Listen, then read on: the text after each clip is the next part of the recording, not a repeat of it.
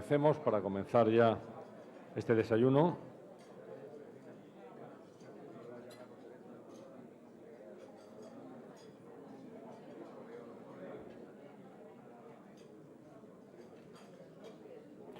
Muy bien, pues sean todos ustedes muy bienvenidos a este acto.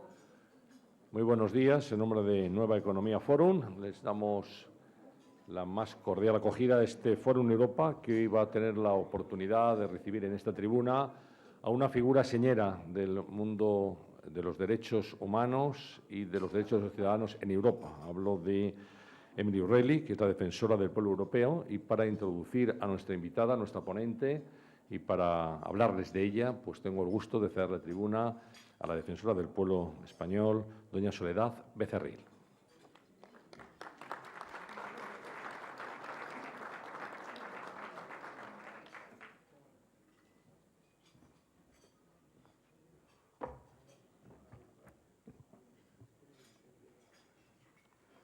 Muy buenos días, señoras y señores. Señor moderador, don Antonio San José. Señora defensora del pueblo europeo, Emily O'Reilly. Embajadores, embajador de Irlanda, embajadores, defensores del pueblo de comunidades autónomas, de Aragón, procurador del Común, defensor del pueblo andaluz, el Ararteko, diputado del Común, ya lo he dicho, la Valedora, diputado, el defensor de Navarra, señora consejera de Estado, diputados y senadores que nos acompañan también y representantes del cuerpo diplomático, señoras y señores, representantes de ONGs, por supuesto, también. Es un placer tenerles a todos ustedes con nosotros para escuchar a la defensora del pueblo europeo, como decía Emily O'Reilly. Las instituciones europeas, sabemos bien en España que han jugado y juegan un papel muy importante en nuestras vidas. En un pasado reciente era frecuente en las carreteras españolas ver unos grandes carteles que decían en la carretera o cerca de una depuradora de agua, fondos europeos. Hoy sabemos que la Unión Europea señala a los países, y entre otros a España, el techo de gasto, dice a las entidades financieras las reservas que deben tener, a las industrias les pone condiciones y vigila el impacto medioambiental de sus actividades, en fin, influye en grandes decisiones de nuestras administraciones o en aquellas que no toman también, puede llegar a influir. Y en materia de derechos humanos y libertades siempre influye, porque legisla, sienta doctrina, nos recuerda obligaciones, por ejemplo, con respecto a la acogida a refugiados, y es una garantía, sigue siendo una garantía para el mantenimiento del Estado de Derecho. Después de tiempos de grandes entusiasmos con el proyecto europeo, han venido o estamos ahora sumidos en tiempos de dudas y de alguna desafección, porque parece que Europa influye demasiado en las decisiones de los Estados. La defensora del pueblo europeo nos puede aclarar dudas e incertidumbres sobre el modo de actuar de esas instituciones europeas y el modo también de llamar la atención a estas instituciones si es que fuera necesario.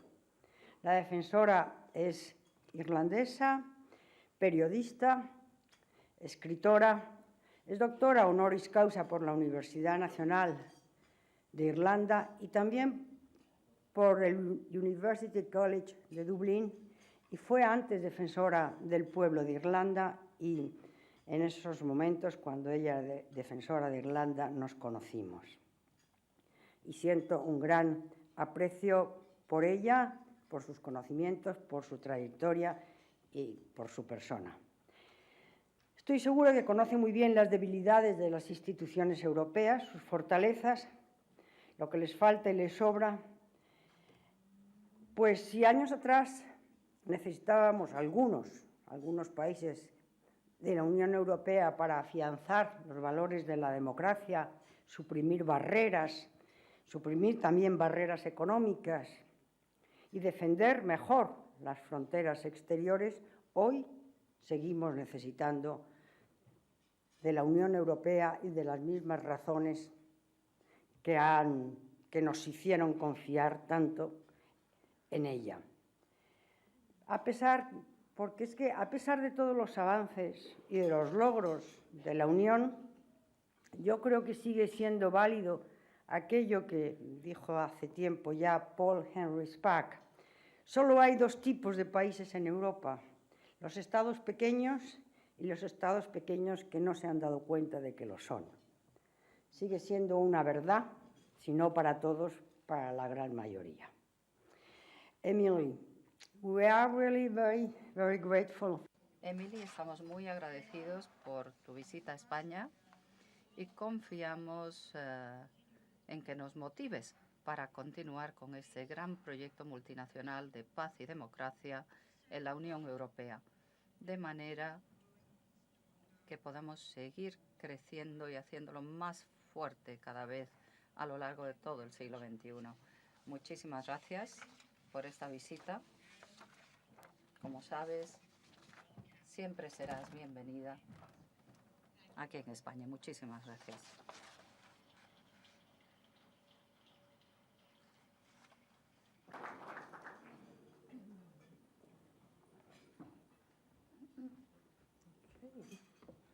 All right, muchas gracias, defensora, y buenos días, señoras y señores. Muchas gracias por su invitación a hablar en el foro importante.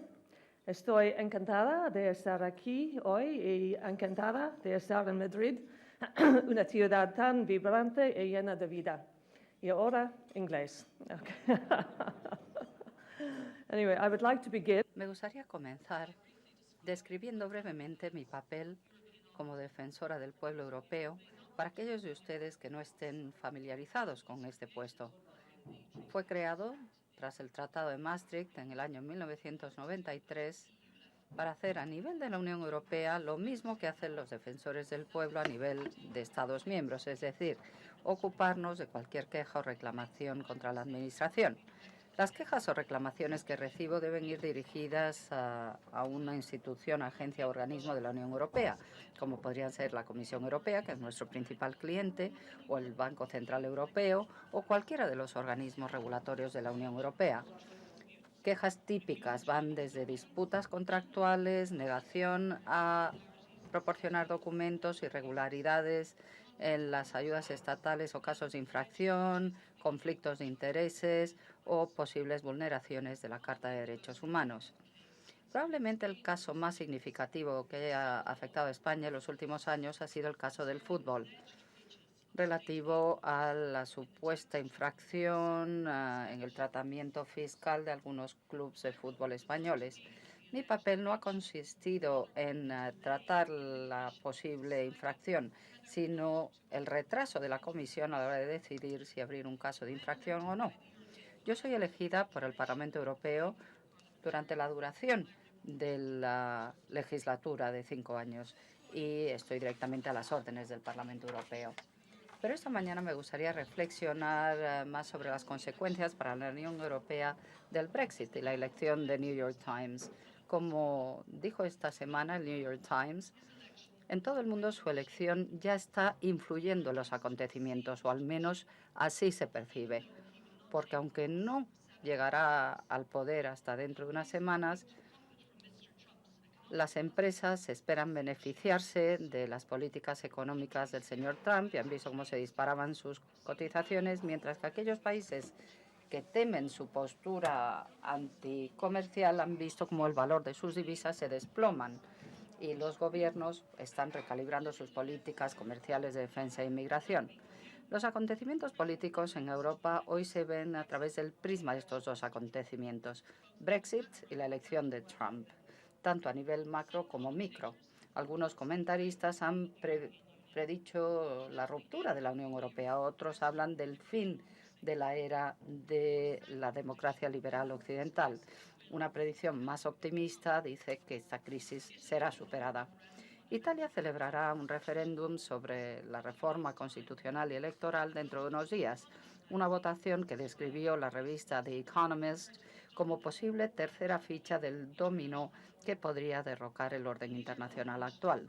El líder o la líder del Frente Nacional en Francia, Marine Le Pen, cree que sus posibilidades de llegar a ser presidenta de Francia el próximo año se han visto fortalecidas por la ola de populismo y anti-establishment, mientras que Angela Merkel, su decisión la semana pasada de presentarse a las elecciones a canciller alemana por cuarta vez, se ha considerado en parte respuesta al mismo fenómeno. Mientras tanto, los dirigentes de la Unión Europea se enfrentan a una confrontación con el Reino Unido y al aumento del autoritarismo en Hungría y Polonia, que amenazan también las bases democráticas liberales de la Unión Europea. La semana pasada en Estrasburgo, cuando presenté mi informe anual ante el Parlamento, dije que es muy importante diferenciar entre personalidades populistas y las fuerzas que les han dado protagonismo. La historia está llena de populistas carismáticos que se han beneficiado del descontento y del nacionalismo latente, prometiendo soluciones fáciles para problemas complejos. En el caso de Estados Unidos fue un eslogan muy sencillo: hacer América grande de nuevo. Y en Gran Bretaña el eslogan fue recuperar el control. Pero estos eslóganes, a pesar de su cinismo y sus contradicciones, sin embargo, han ganado terreno precisamente porque apelaban a la realidad de las vidas de muchas personas. Las nuevas tecnologías y la globalización han acabado o han exportado muchos puestos de trabajo tradicionales de la clase trabajadora, incluso de la clase media. El desempleo juvenil masivo es un problema en muchos estados de la Unión Europea. Las nuevas formas de trabajo amenazan a la seguridad laboral y las conexiones a veces preocupantes entre la política y los intereses privados se han hecho evidentes en muchos países. Y cuando estos miedos e inseguridades alcanzan un cierto nivel, es fácil para los populistas, que utilizan estos eslóganes simples pero atractivos, subirse a la ola de descontento que les lleva directamente a los centros de poder. Mucha gente que votó a Trump puede que no les caiga bien ni siquiera a nivel personal, pero han decidido, sin embargo, utilizarle como un arma, como la mayor forma de protesta disruptiva para cambiar las cosas. El filósofo alemán Habermas recientemente lo dijo así, dijo: este precio, la sangría económica y sociocultural de sectores cada vez mayores de la población, ha aumentado claramente tanto que la reacción contra ello se ha ido a la derecha. ¿Y a dónde podría ir? Si no hay una perspectiva creíble y proactiva, la protesta simplemente se refugia en formas gestuales e irracionales. Los dirigentes europeos ahora tienen que tomar decisiones. Pueden seguir haciendo las cosas como hasta ahora, no prestar atención a los populistas, esperar que este contagio no se extienda y gestionar el Brexit de una manera que no anime a otros estados a seguir la misma solución. O bien pueden considerar que tanto Trump como Brexit son síntomas de defectos, problemas en el orden económico-administrativo que deben ser resueltos y rectificados. Wolfgang Muschau, el comentarista del Financial Times, ha llamado a esta época el momento María Antonieta de la élite liberal. Pronto sabremos si tiene razón o si se equivoca. La gran mayoría de la gente, sin embargo, no se preocupa hoy de si estamos experimentando una crisis de la democracia liberal o si estamos presenciando el fin de la democracia. La gran mayoría de la gente simplemente lo que quiere es levantarse por la mañana, alimentar y educar a sus familias y esperar un futuro bueno y estable. Asegurar todo esto no solo es la tarea política principal de cualquier dirigente político, sino que también es la clave para enfrentarse a estas amenazas para la Unión Europea y sus valores democráticos. Como dijo un comentarista, si quieres luchar contra el extremismo, lo que tienes que hacer es resolver el problema. O como Lampedusa, el escritor italiano, dijo en su novela El Leopardo, si queremos que sigan las cosas como están, habrá que cambiar. Crear puestos de trabajo e invertir bien es evidentemente algo crucial. Los representantes públicos y los funcionarios tienen también que unir los puntos entre cómo hacen su papel público y cómo esto ha sido explotado con éxito por Donald Trump y por Nigel Farage, el defensor de Brexit del partido UKIP británico. Aquellos que se encargan de proteger el interés público tienen que conseguir la confianza del público, no solo enfrentándose a los retos de la desigualdad, sino demostrando que están ahí para servir al público y no para su propio interés. La percepción, como decía Transparency International, la ONG, el servicio público para algunas personas es simplemente la posibilidad de conseguir un trabajo lucrativo en el sector público, parecido al que tendría en el sector privado. Y esto es algo que han utilizado, han explotado los populistas, aunque no sea cierto en el caso de la mayoría de los servidores públicos. Como defensora del pueblo europeo he intervenido en un caso reciente que afectaba al nombramiento del presidente de la Comisión Barroso al banco Goldman Sachs y que instaba a la Comisión Europea que fuera consciente de la preocupación pública por el hecho de ver esta relación tan estrecha entre la política y los intereses públicos. Me di cuenta desde el principio que esto podría ser utilizado como munición por los populistas, y así ha sido.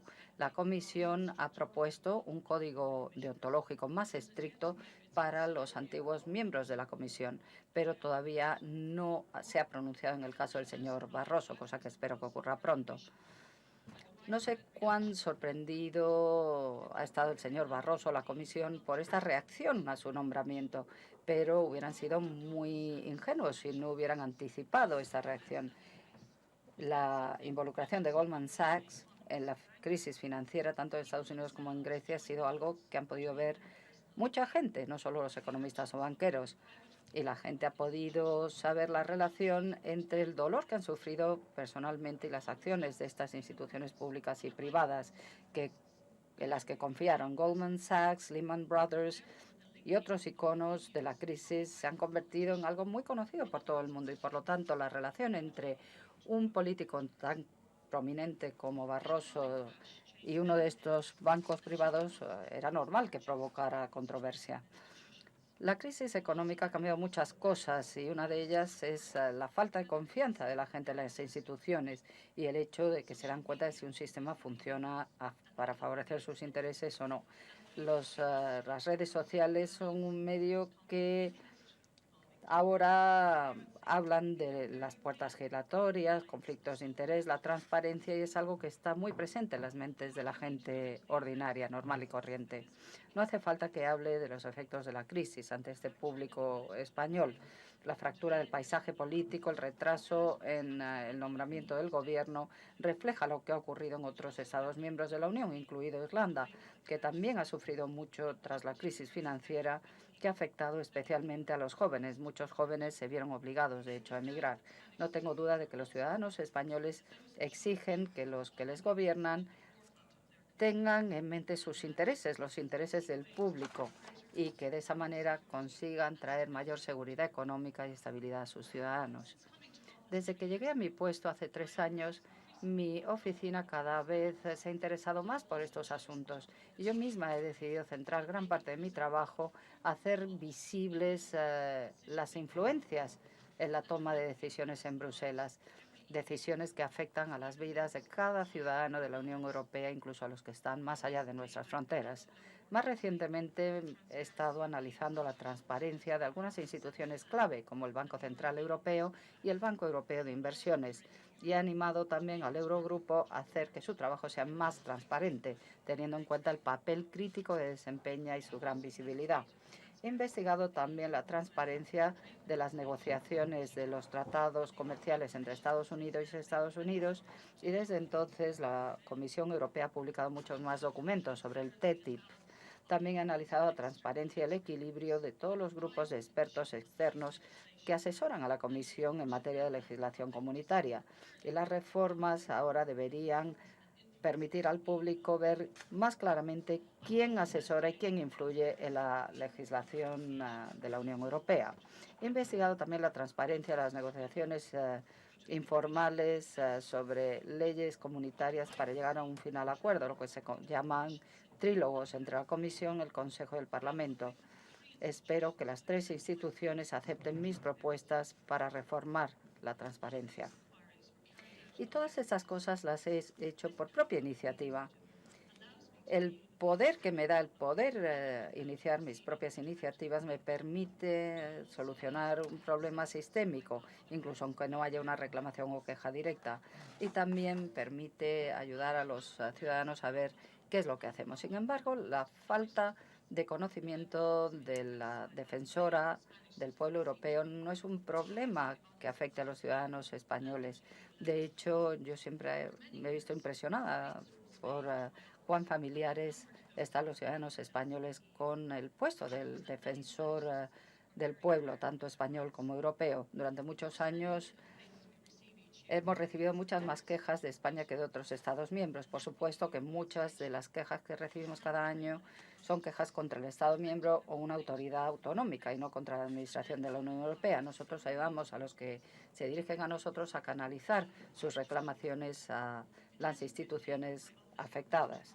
En el año 2015, mi despacho inició 261 investigaciones, 27 procedentes de España o de españoles y que afectan muchos temas diferentes. Recientemente hubo una reclamación sobre el acuerdo entre la Unión Europea y Turquía, que se supone que Turquía tiene que aceptar emigrantes de Europa, los que se han denegado el asilo, a cambio de una cantidad muy importante para ayudarles en esta materia. También ha habido quejas que quieren que la Comisión Europea haga una evaluación de derechos humanos sobre esta ayuda a Turquía. Los querellantes españoles están preocupados también por cómo la Unión Europea está gestionando la crisis de refugiados sirios, la transparencia de las negociaciones del TTIP, cómo el personal de la Unión Europea organiza los concursos de puestos de trabajo para hacerse funcionario europeo, etcétera. Sin embargo, recibimos muchos casos donde lo único que podemos hacer es decirle a la persona que se querella a dónde acudir para recibir asesoramiento. El año pasado recibimos 323 quejas de España que no entraban dentro de mi mandato. Sin embargo, estas quejas y reclamaciones son un buen barómetro de qué es lo que preocupa a una sociedad en cada momento. En España no hemos podido, por ejemplo, hacer frente a algunas quejas sobre políticas sociales y sanitarias, derechos de los consumidores, sobre todo que afectan a bancos, a hipotecas, etcétera. Durante mi visita a Madrid también quiero llamar la atención a la red de defensores del pueblo europeos, a los que coordino. Un ejemplo de la cooperación que tenemos con la señora Becerril y su equipo y otros defensores del pueblo ha sido la investigación que hemos hecho sobre Frontex, la Agencia Europea de Fronteras, y la devolución de inmigrantes a los que no se ha permitido quedarse en la Unión Europea. Nuestros hallazgos me han permitido hacer propuestas para garantizar la protección de los derechos fundamentales de los inmigrantes, entre los que se ha incluido el encontrar un lugar para las familias con hijos, las mujeres embarazadas, etcétera. Y todo esto se ha visto apoyado por la defensora del pueblo español. También he pedido a la Comisión Europea que garantice transparencia en la manera en que se gasta el dinero europeo para asilo y inmigración en los Estados miembros. Mi oficina, con la ayuda de la red, está también analizando la transparencia de los lobbies que funcionan a nivel nacional, con la idea de diseñar una serie de directrices que ayuden a los funcionarios públicos a enfrentarse a estos lobbies. Menciono esta colaboración entre distintos defensores del pueblo para subrayar la importancia que tiene la vigilancia democrática a través de las oficinas de la defensa del pueblo y la importancia de que trabajen juntas. Y para subrayar que nuestro trabajo nunca termina, bueno, pues lo que les puedo decir es que nos adaptamos al paisaje político. Por decirlo de una manera sencilla, el defensor del pueblo refleja las leyes y normativas y cómo estas son administradas por las distintas administraciones y cuál es la opinión del pueblo sobre esta administración.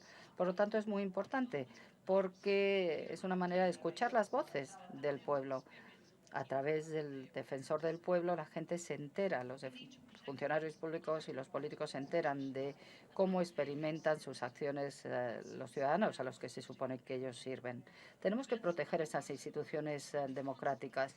Los acontecimientos que ocurren en otras partes del mundo nos recuerdan la importancia de defender y valorar nuestras instituciones democráticas, el Estado de Derecho, la importancia de la separación de poderes y cuán rápidamente se pueden ver minadas estas instituciones. Y, de hecho, se verán minadas si fracasamos a nivel de imaginación y de empatía y si creemos que nuestras instituciones democráticas son impregnables o que los valores de la democracia liberal son inviolables. Acabamos de presenciar cómo las creencias aparentemente racistas, xenófobas o misóginas no han sido una barrera para llegar a la Casa Blanca. Acabamos de ver cómo mucha gente que considera que su calidad de vida se ha visto afectada ha considerado que esa calidad de vida era más importante que los ideales abstractos de derechos humanos. Las elecciones americanas han despertado viejos fantasmas y si esto puede ocurrir en Estados Unidos, puede ocurrir aquí también. No pretendo ser derrotista. Es una llamada a la vigilancia, un recordatorio que tenemos las herramientas necesarias para mantener nuestras democracias. Lo único que tenemos que hacer es usarlas de forma eficaz, inteligente, pero sobre todo tenemos que escuchar atentamente lo que nos dicen nuestros ciudadanos y no quitarle importancia hasta que lleguemos a un punto de no retorno. A veces hace falta que alguien de fuera nos mire y nos recuerde de lo bueno que tenemos. En su gira por Estados Unidos, esto es lo que hizo el presidente Obama. Él dijo, la Unión Europea sigue siendo uno de los grandes logros económicos y políticos mundiales y esos logros no deben ser dados por sentado, sino que hay que nutrirlos, cultivarlos, protegerlos y luchar por ellos. Y una buena forma de empezar es hacer rendir cuentas a las instituciones públicas y que las instituciones se conviertan en lo mejor que pueden ser, dirigidas por personas cuyo único interés sea el del público al que sirven. Muchas gracias.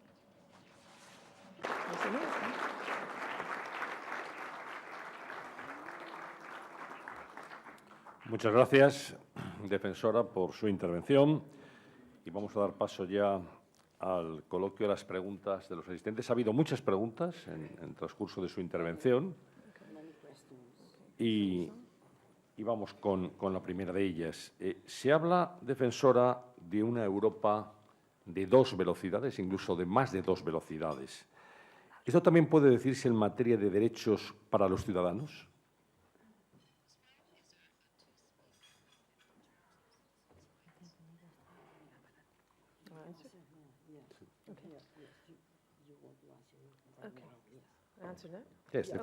¿Contesto ahora? Si hay una Europa de 2 velocidades en cuanto a derechos de los ciudadanos, bueno, es muy buena pregunta y no estoy muy segura de que haya una respuesta fácil. A veces la gente me pregunta cuál es la diferencia entre ser defensora del pueblo de un Estado miembro y defensora del pueblo europeo. Yo siempre digo que probablemente un 80% del trabajo sea el mismo.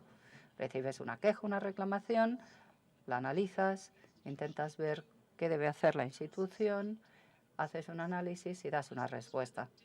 Supongo que la dificultad empieza con la naturaleza multicultural de la Unión Europea.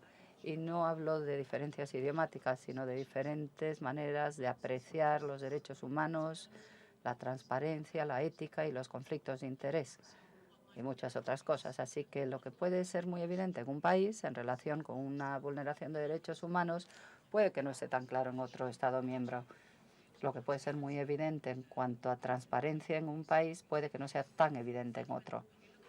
Y cuando analizamos esto profundamente te das cuenta de que la manera en que todos estos países se enfrentan a estos problemas tan importantes tiene mucho que ver con sus antecedentes políticos, históricos, su cultura política. Por lo tanto, es nuestra responsabilidad entenderlo así. El reto, en mi caso, es asegurarme de que se ponga el listón alto a nivel europeo y que no busquemos el mínimo denominador común. Probablemente uno de los principales retos a los que se enfrenta, sobre todo hoy, la Comisión, tiene que ver con problemas de Estado de Derecho en Polonia, por ejemplo. Cuando el nuevo gobierno polaco llegó al poder hace un tiempo, la Comisión estaba preocupada por los cambios que estaba introduciendo en su Tribunal Constitucional. Llevó a cabo una investigación, se hicieron algunas sugerencias y ahora parece que hay una confrontación entre la Comisión Europea y el gobierno polaco. Yo creo que tenemos que ver atentamente lo que está ocurriendo allí y ver si la Comisión, como guardián del tratado y como defensor del Estado de Derecho y de los derechos humanos, se tiene que asegurar de que el Estado miembro proteja las mismas cosas, ¿no? Son temas muy sensibles en la actualidad y luego está el problema de que debido al Brexit, a Trump y todo lo demás, ciertos países podrían envalentonarse y rechazar los consejos de la Comisión y de otras instituciones que se encargan de velar por los derechos humanos. Así que sí, puede haber diferentes velocidades, no solo 2, sino 3, 4, 5 o más. Y por eso es tan importante que tengamos instituciones fuertes a nivel comunitario para asegurarnos de que el listón esté muy alto, porque estamos hablando de los valores fundacionales de la Unión Europea. Pregunta que formula Francisco Muro de Íscar. Dice, ¿cómo califica usted el trato que los gobiernos de Europa y la propia Unión Europea están dando al problema de los refugiados? ¿No es una vergüenza todo lo que está pasando? Sí. La crisis de migración y de los refugiados, que a veces se llama crisis de migración, aunque es una crisis realmente de refugiados, principalmente porque muchas de estas personas huyen de la persecución, es un tema que nos preocupa muchísimo desde hace varios años. Recuerdo que en otro foro parecido a este dije que cuando leemos, cuando vemos cómo la gente se está ahogando literalmente ante nuestros ojos, en nuestras playas, en el Mediterráneo, etcétera, nuestros hijos y nuestros nietos, cuando echen la vista atrás y vean esta época, nos van a preguntar, ¿pero cómo pudisteis permitir que esto ocurriera? Igual que nuestra generación ahora ve los años 30 y 40 y preguntamos a nuestros abuelos cómo pudo suceder esto. Pero cuando ves las cosas en el momento, hay razones por las que las cosas ocurren. Se pueden celebrar elecciones en el país y puede que haya una oleada antimigratoria, racista y, bueno, los políticos no pueden hacer ciertas cosas por ello. Puede haber ciertas condiciones económicas en un país o puede que haya negociaciones entre países relativas a ciertas cosas que a lo mejor no tienen nada que ver con la migración, pero donde la migración influye. Yo creo que a veces,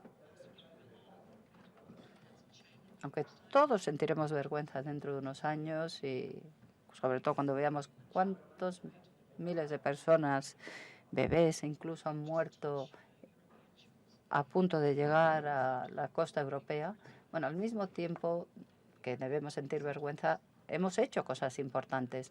A veces los europeos nos quitamos importancia. Yo soy consciente del trabajo que han hecho la Comisión y muchas agencias protegiendo a los inmigrantes y todo el trabajo que se ha hecho en esta materia. Pero a veces hay cosas que no están dentro del control de la Administración y hace falta una respuesta política.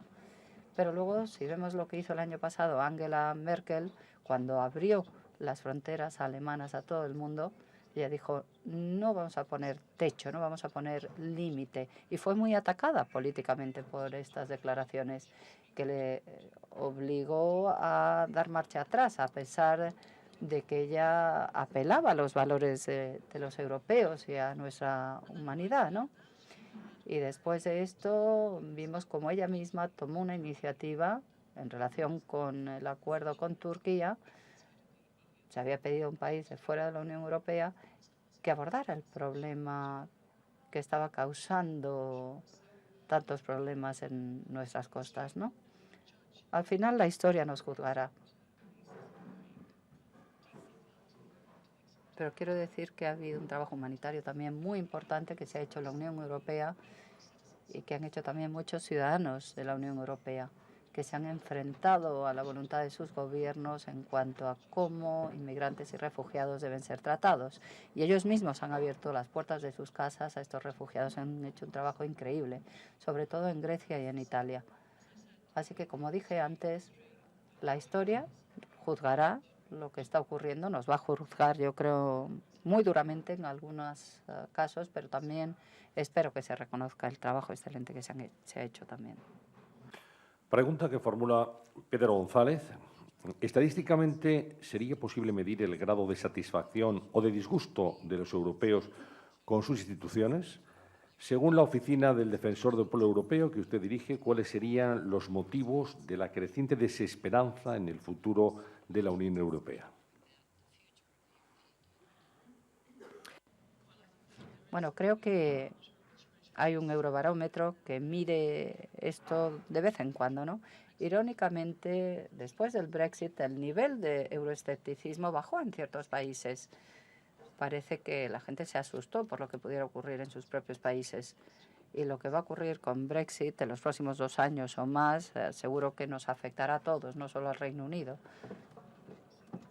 Y afectará la manera en que consideramos la Unión Europea. Recuerdo haber leído en algún sitio que si quieres ver cómo la gente va evolucionando políticamente, tienes que ver el mundo como lo veían ellos cuando tenían 20 años. Y mi sensación personal con respecto a la Unión Europea, mi impresión de la Unión Europea se forjó cuando tenía 17 o 18 años.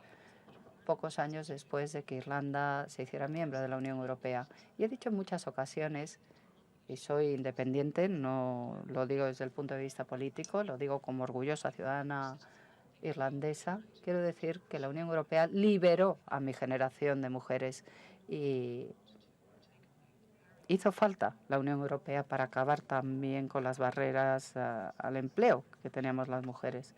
Las mujeres tenían que dejar su puesto de trabajo cuando se casaban en Irlanda. No había salario igual, nada.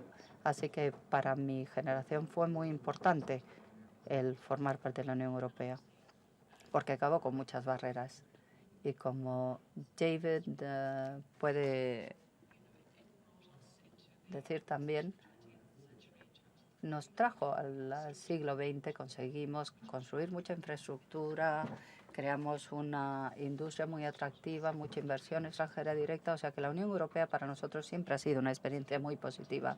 Por eso solemos querer más a la Unión Europea que otros países, pero mi experiencia como adolescente y joven adulta habría que replicarla y que los jóvenes españoles pues tengan la misma experiencia, no solo en España, en Grecia, en Italia, etcétera, porque como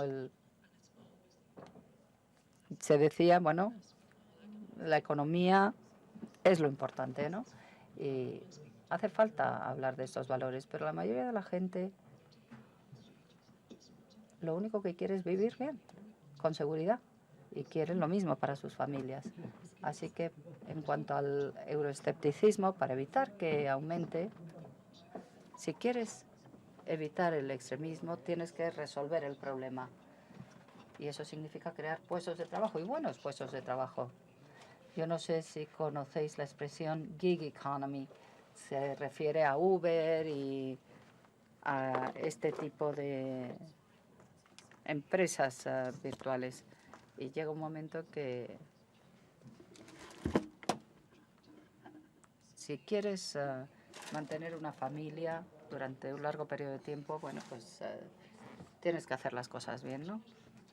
Por lo tanto, yo creo que tenemos que no ponernos a la defensiva, sino pensar en lo que estamos haciendo, evaluar qué es lo que necesita la gente. Y si le damos a la gente lo que necesita, que es muy sencillo, yo creo que esa crisis de euroescepticismo desaparecerá. Eulogio Paz Fernández, de la Asociación 11M, Afectados del Terrorismo, le pregunta lo siguiente. ¿Cuáles son los planes de la Defensora del Pueblo Europeo para con las víctimas del terrorismo yihadista?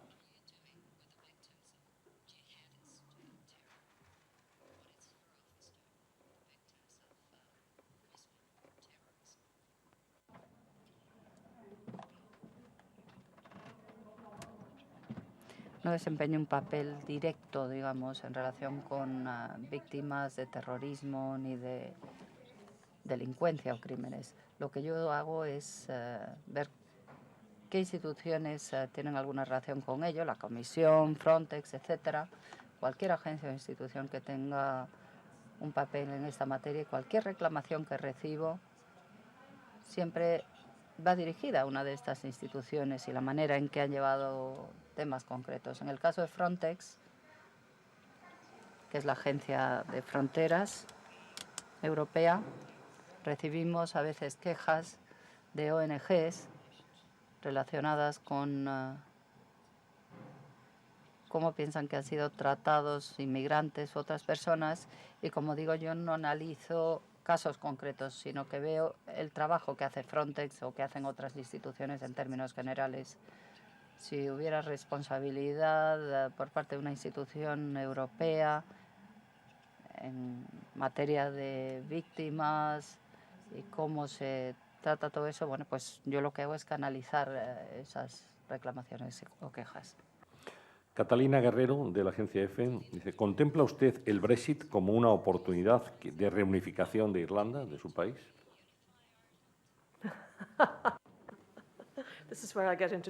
Uy, aquí es donde ya me meto en terreno movedizo, en tierras movedizas. Bueno, es interesante. Irlanda, la verdad es que está en una situación muy interesante ahora, porque geográficamente estamos entre Estados Unidos y el señor Trump, por un lado, y el Brexit, al otro lado. Estamos ahí atrapados en el centro. Esa es nuestra situación. Evidentemente es interesante cómo algunas viejas conversaciones han vuelto a surgir como resultado del Brexit, ¿no? Y a la gente le preocupa que esa frontera tan débil que existe entre las dos partes de Irlanda se pueda endurecer, ¿no? Y, bueno, el sur de Irlanda, la República de Irlanda, seguiría formando parte de la Unión Europea y la otra no, aunque dependeríamos el sur de Irlanda mucho del Reino Unido como socio comercial. Hasta ahora, bueno, lo que se ha hecho ha sido hablar de estas preocupaciones. Yo personalmente no creo que a corto o medio plazo vaya a ocurrir la reunificación de Irlanda. Actualmente estamos prestando más atención a la gestión económica del Brexit y no necesariamente sus consecuencias políticas. Pero hemos visto lo que ha ocurrido en Escocia también, ¿no? Supongo que porque la mayoría de los escoceses votaron el quedarse en la Unión Europea. Nicola Sturgeon, la presidenta de Escocia, ha hablado de que Escocia debería seguir siendo miembro de la Unión Europea. Hay muchos dirigentes de la Unión Europea que no quieren que haya más fragmentación. Hay toda una serie de juegos políticos,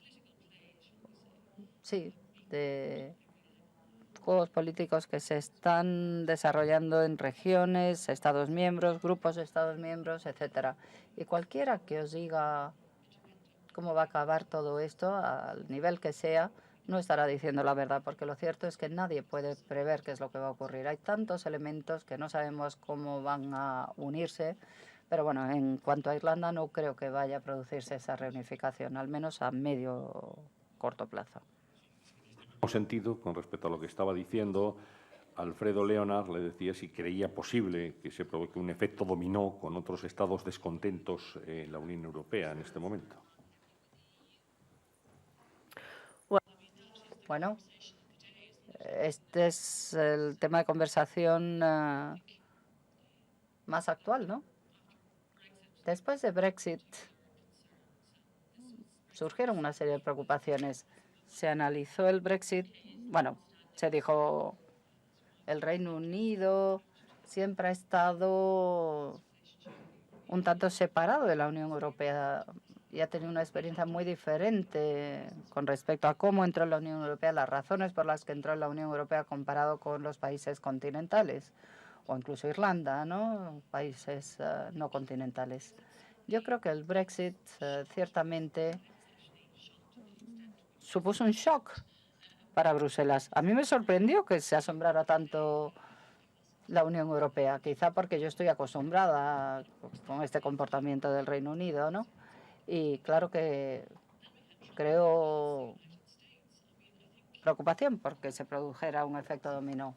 Pero en el caso de Trump yo creo que la gente estaba más preocupada aún porque se dieron cuenta de que el Brexit no se limitaba al euroescepticismo en un Estado miembro de la Unión, sino que en realidad era parte de una ola que estaba afectando a todo el mundo occidental. Ahora todo el mundo, bueno, hay mucha gente que tiene miedo y si lees los medios más influyentes de Europa y de otros países, ves cómo se habla de ese efecto dominó. Todos estamos ahora esperando a ver qué ocurre en Italia el próximo domingo y el referéndum italiano no tiene nada que ver con la Unión Europea, pero en cierto modo se está viendo a través de ese prisma, ¿no? Y las elecciones francesas con Marine Le Pen también se están analizando esas elecciones desde ese prisma. Puede que haya algunos países que tengan vínculos más estrechos con la Unión Europea, pero bueno, antes hice referencia a esto cuando respondí a otra pregunta. Yo antes utilicé el ejemplo de Polonia y podríamos hablar también de Hungría. Cuando estos países ven que la Unión Europea es débil, piensan que pueden salirse con la suya y hacer ciertas cosas en materia constitucional y en otras materias, ¿no? Cosas que a lo mejor ni siquiera hubieran intentado hacer hace 5 o 10 años. Y si ven que el centro está debilitado, si la Unión Europea la ven como con miedo, ¿no?, a enfrentarse a esas infracciones por temor a enfadar a ese Estado miembro, aumentar el escepticismo en ese Estado miembro, bueno, pues eso sí que se convierte en un problema y no tanto el hecho de que pueda haber un referéndum la próxima semana en un Estado miembro que pudiera llevar a la salida de la Unión Europea. Es el debilitamiento de esos valores fundacionales de la Unión Europea lo que yo creo que debe preocuparnos más y lo que podría tener un efecto más disruptivo. El padre Ángel García, presidente de Mensajeros de la Paz, le pregunta cómo valora la respuesta que España está dando al problema de los refugiados.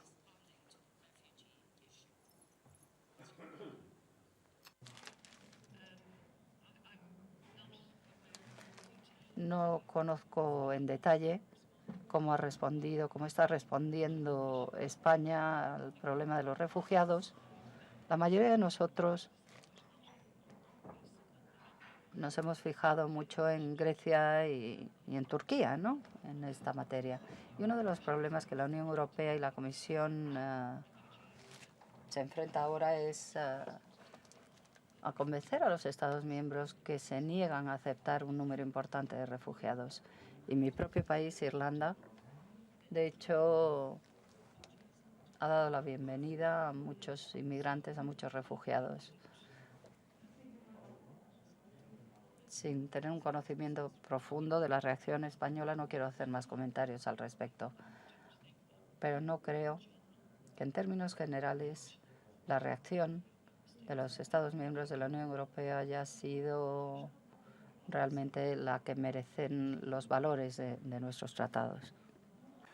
En España, Defensora, se critica mucho la lentitud de la justicia y hay varias preguntas que le inquieren acerca de la tardanza. ¿Por qué tardan tanto en fallar los altos tribunales europeos?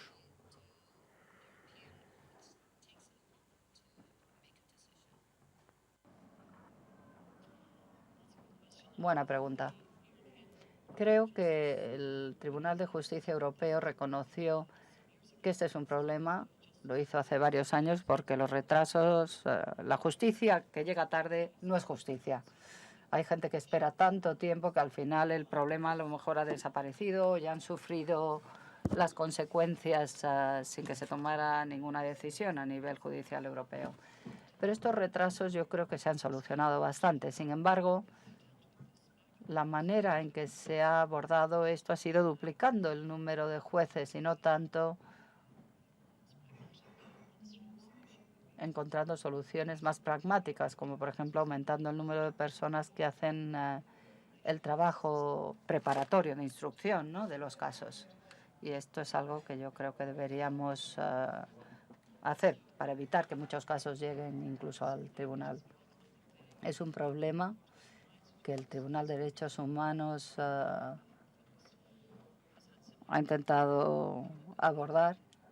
Si vemos el Tribunal Europeo de Derechos Humanos, los temas de los que se ocupan tienen mucho que ver con todas las crisis a las que nos enfrentamos hoy, el terrorismo, la inmigración, etcétera. Y su misión, que es mantener firme el barco y proteger el respeto a los derechos humanos, bueno, pues son temas que se ven muy afectados por cualquier retraso. Y yo, como defensora del pueblo europeo, bueno, hay temas en los que no soy competente. Yo sé, por ejemplo, que el sueco, el defensor del pueblo sueco, vigila el funcionamiento de los tribunales y, de hecho, incluso puede poner una multa a los jueces en Suecia si se retrasan a la hora de dictar sentencia. Pero bueno, sé que es un tema muy importante y, sobre todo, durante la crisis económica en Irlanda y seguro que en España también, porque ayer estuve hablando de ello con la defensora española y con su personal. Mucha gente que ha perdido su vivienda, que no podían pagar las hipotecas. Ha habido muchos casos que han llegado a los tribunales y esto ha supuesto un gran estrés y un gran problema para muchas personas. Y la dilación, los retrasos en la justicia han agravado el problema.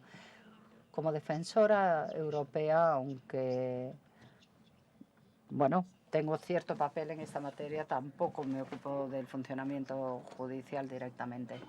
Pero, como digo, bueno, se ha intentado reducir el retraso y ahora, bueno, pues intentan dictar sentencia lo más rápidamente posible en los casos importantes.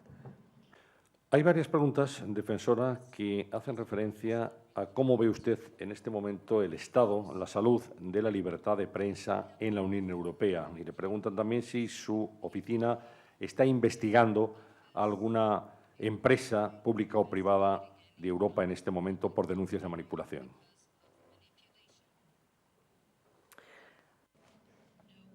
No. Evidentemente, la Comisión desempeña algún papel en cuanto a la infracción de la libertad de prensa y en ciertos países, bueno, pues sí se puede plantear el caso, pero yo no tengo un papel directo en todo esto, a menos que se haga una reclamación. La Comisión, bueno, pues se ocupa de ello y yo lo que hago es vigilar cómo se ocupa del tema la Comisión, en lugar de responder a la queja de otra manera. Desde Trump y desde Brexit, yo como ex periodista, bueno, pues me interesa mucho cómo estaban evaluando los medios de comunicación el papel de Brexit y de Trump y el papel de los medios de comunicación en ambos casos, ¿no? Recuerdo haber dicho que si hubieras vivido en el Reino Unido durante el Brexit y no hubieras leído otra cosa que el Daily Mail, que es un periódico un tanto populista, pues todo el mundo hubiera votado por salir de la Unión Europea. Porque la verdad es que este periódico, de forma brillante, consiguió transmitir su punto de vista. Y de la misma manera, en Estados Unidos, he visto algo parecido, ¿no? Si tomamos el New York Times, yo todos los días leía cómo sus periodistas deconstruían algunas de las cosas que decía Trump y ponía los hechos sobre la mesa. Pero al final dio igual, porque lo que hace el populismo es olvidarse de la parte importante del cerebro y dirigirse directamente al corazón y a las emociones. Y claro, es que estos medios populistas saben qué teclas tocar. Y tanto en el Reino Unido como en otras partes de Europa los medios desempeñan un papel muy importante. En Estados Unidos se está intentando ver, la prensa está intentando ver cuál ha sido su comportamiento en estas elecciones. Cuando yo era periodista, cuando empecé a trabajar en periodismo, no había teléfonos móviles, usábamos máquinas de escribir, no había internet. Vivíamos en un mundo en el cual los grupos de comunicación más importantes eran muy influyentes, pero ahora no. Los niños, los adolescentes, los jóvenes adultos ahora reciben la información a través de Facebook.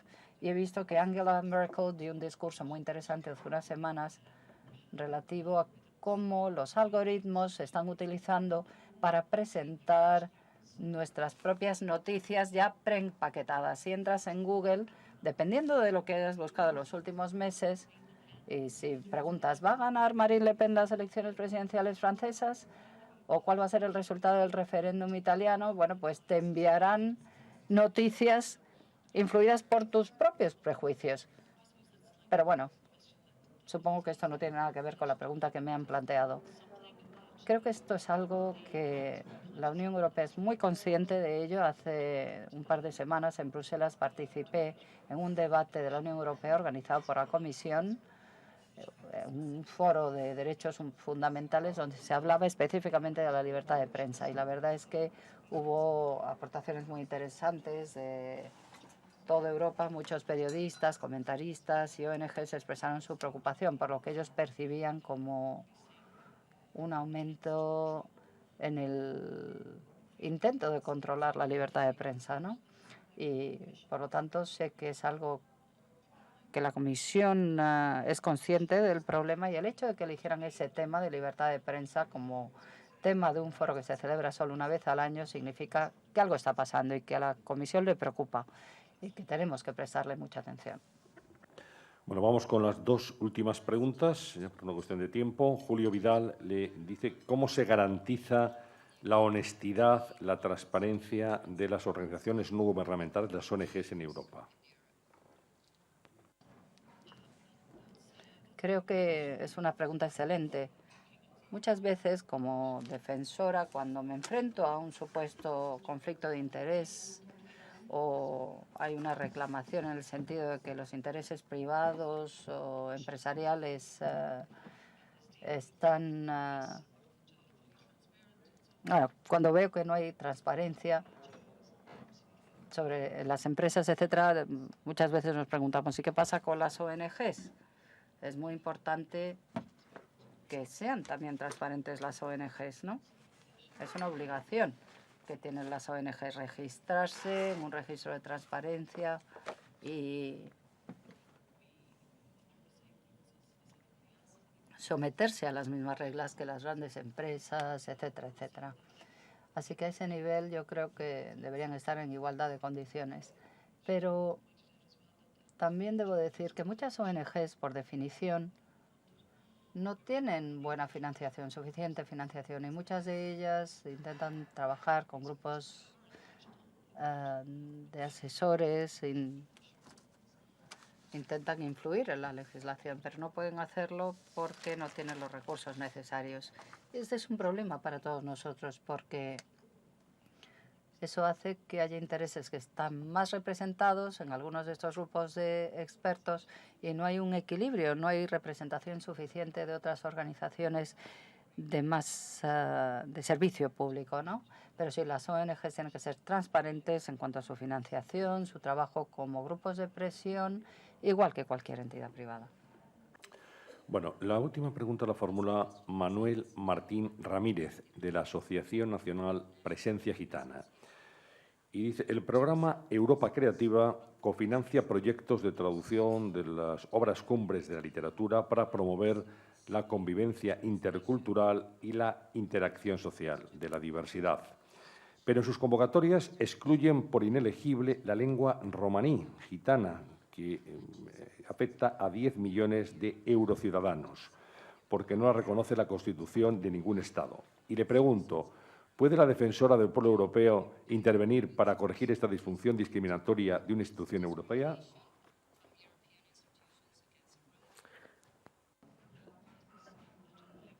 Bueno, no creo que sea un tema del que yo me ocupe específicamente, pero estaré encantada de analizarlo. Qué coincidencia, esta mañana he leído que el líder de la Agencia de Derechos Fundamentales Europeos, que tiene que asesorar a la Comisión y otras instituciones en esta materia, el director de la agencia es irlandés, Michael O'Flaherty, que dirigió la Comisión de Derechos Humanos de Irlanda durante muchos años. Y hoy ha dado una entrevista en un periódico online sobre el pueblo gitano y ha hecho declaraciones muy claras en relación con el pueblo romaní. No he tenido la oportunidad de leer toda la entrevista, pero la persona que hace la pregunta quizá le aconsejaría que intente reunirse con Michael y con la gente de la Agencia de Derechos Fundamentales, y si hay cualquier problema o reclamación que quieran plantearme a mí, yo estaré encantada de analizarla. Muy bien, pues muchas gracias. Y para cerrar este acto voy a ceder la palabra a don Ramón Casanova, director de comunicación de Asisa. Muy buenos días a todos. Damos la bienvenida a la señora O'Reilly a este foro. En un momento en el que el escenario en que vivimos viene definido por una situación de crisis global que se inició en el año 2007-2008 y que nos ha llevado a una situación de incertidumbre y de falta de confianza que al día de hoy se está expresando, como ella muy bien ha dicho, por la emergencia de ciertos populismos. La organización social se sustenta en dos grandes pilares: el ordenamiento legal y los principios morales. A mi juicio, esta segunda columna está dando muestras de debilidad y convendría hacer un llamamiento de responsabilidad a los líderes. Muchas gracias, señora O'Reilly. Muchas gracias, señora Becerril, por su presentación. Muchas gracias a todos ustedes por su asistencia.